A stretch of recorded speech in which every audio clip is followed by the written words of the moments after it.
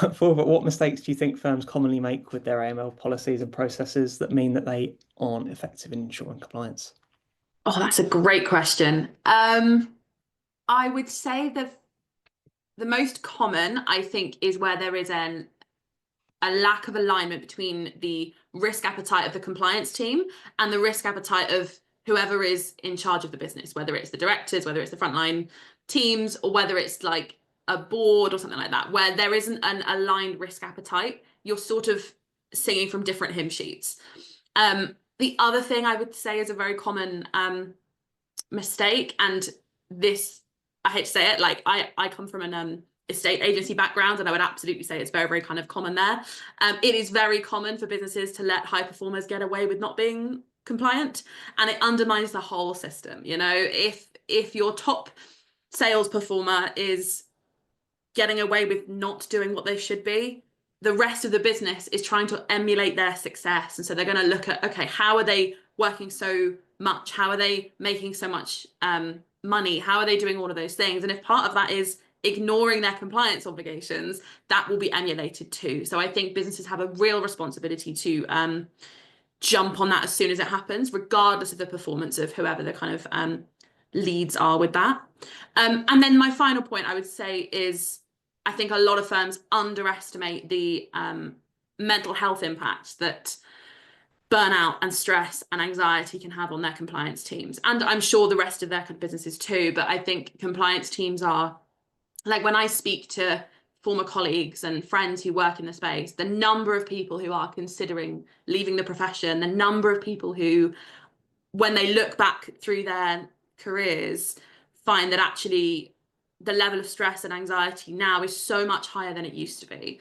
That, from a business perspective, not only is bad for those individuals, but it's also quite bad for the business. You know, people leave, you end up with quite a high kind of turnover. I don't believe it was in this study, but I'm sure I read a long time ago that the average retention period for a senior compliance professional is 18 months, which is astronomically low and is unacceptable for so many reasons. Fundamentally, if a business has to continue to bring in new compliance professionals, they are likely to bring with them their preferred processes, their preferred systems, and that's going to mean huge change for the business. People don't like change at the best of times, and you'll end up with a more confused business and a less compliant business too. Yeah, I guess your third and first point there really tie together as well, don't they? Like, if you've got this constant churn of senior compliance professionals, how are you going to get the rest of the business on the same page with one risk appetite that you can all sort of agree on? Because I suppose that's going to change every time you're bringing new people in as well. James, how about you in terms of mistakes you see that firms make? Yeah, so there can be a bit of disconnect between what's happening on the ground versus what's on the policy and process that you put in place.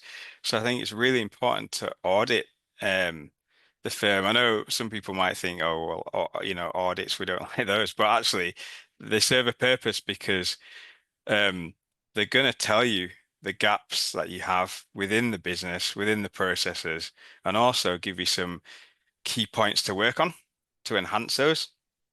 I think sometimes it's easy to just take a policy off the shelf and just throw it into the mix of the business. Say you're compliant, well, you're not, because you need to make sure you live in what you're actually putting down on paper.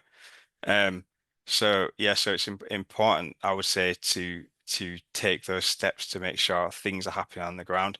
In Blacks, we have like a lot of reporting, so we have a lot of automated reporting as well, which helps us understand what is actually going on. And so we can see when people haven't done their checks, we can see when they haven't done the client care letters in time, and we can go and address those people and speak to them and understand within the teams what is going on. And so it helps us understand the overall trend. And then when you do come and get audited, you can clearly see what's going on. And it's not a surprise.